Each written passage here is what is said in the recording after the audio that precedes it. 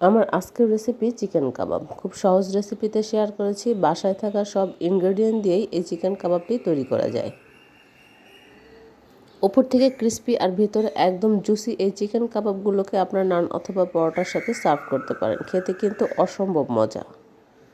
আমার ভিডিওটি যদি এ পর্যন্ত ভালো লেগে থাকে তাহলে একটি লাইক দিয়ে চলুন শুরু করি। আসসালামু আলাইকুম everyone, welcome back to my channel.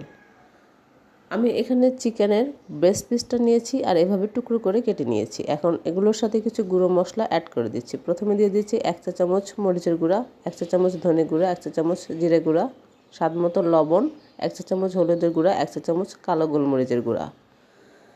এখন দিয়ে দিচ্ছি soya sauce, tomato sauce, garlic sauce আর 1 ফালি লেবুর রস। এখন সব কিছুকে চিকেনের সাথে ভালো করে মাখিয়ে নিচ্ছি। যত বেশি ভালো করে মাখাবেন এর স্বাদটা তত বেশি বেড়ে যাবে। মাখানো হয়ে গেলে আমি এগুলোকে রেস্টে রেখে দেব নর্মাল ফ্রিজে প্রায় 2 ঘন্টার জন্য। ভালো রেজাল্ট পেতে হলে সারা রাত ফ্রিজে রেখে দিলে আরও বেশি ভালো হয়।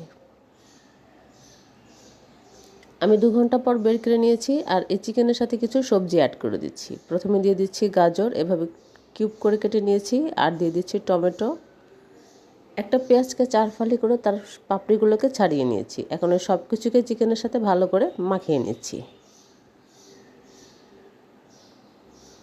মাখানো হয়ে গেলে একটা শাসলিকের কাঠির সাথে প্রথমে গাজর, তারপর চিকেন, তারপর টমেটো, তারপর পেঁয়াজ দিয়ে সাজিয়ে নিচ্ছি।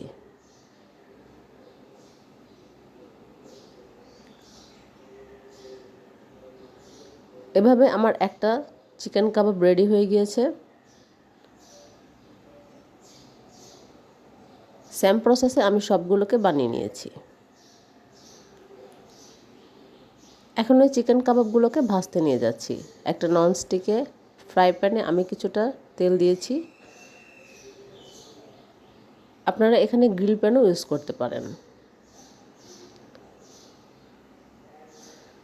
এখন একটা একটা করে সবগুলো চিকেন কাবাবকে ভেজে নিচ্ছি।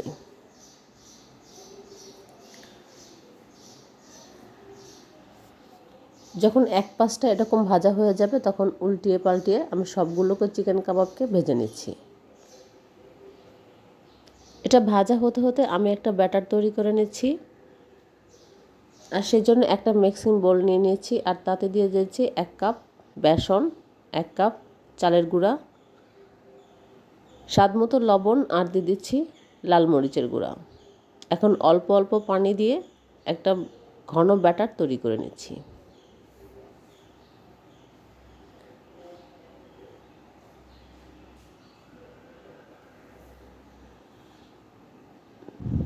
এই তো আমার ব্যাটারটা রেডি হয়ে গিয়েছে।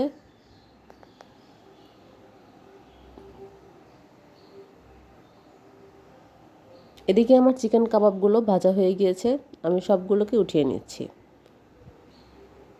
আরও বেশি টেস্টি করার জন্য আমি এখানে বাটার ইউজ করেছি। তারপর ফ্রাই প্যানে পর্যাপ্ত তেল দিয়ে দিচ্ছি আর ভেজে রাখা সেই কাবাবগুলোকে এই ব্যাটারের সাথে একটা ভালো করে কোট করে নিচ্ছি। তারপর এভাবে তেলে ভেজে নিচ্ছি। তো হয়ে গেল আমার চিকেন কাবাব। বাসায় খুব সহজে তৈরি করে প্রিয়জনের সাথে শেয়ার করতে পারেন। আমার ভিডিওটি ভালো লাগলে শেয়ার করবেন আর চ্যানেল সাবস্ক্রাইব করে আমার চ্যানেলের সাথেই থাকবেন। আল্লাহ হাফেজ।